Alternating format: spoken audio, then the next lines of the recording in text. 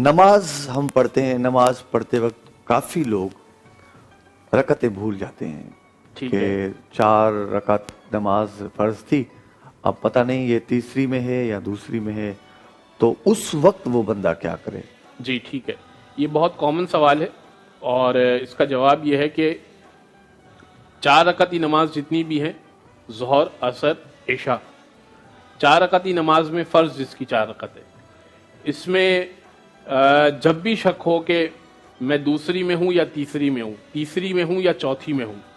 تو سب سے پہلے تو اس وقت اپنی نماز کو کچھ سیکنڈز کے لیے روک دے، جہاں پر ہے اس لمحے روک دے، ذکر کو چھوڑ دے اور یہ سوچے کہ میرا گمان غالب کہاں جا رہا ہے، یعنی مجھے 2 لگ رہی ہے یا 3 لگ رہی ہے، بس گمان غالب جہاں جا رہا ہے ایسا لگ رہا ہے کہ ہاں یہ دوسری ہو سکتی ہے، زیادہ چانس دوسری کا ہے، تو اس کو دوسری سمجھے اور پھر تیسری اور چوتھی پڑھے۔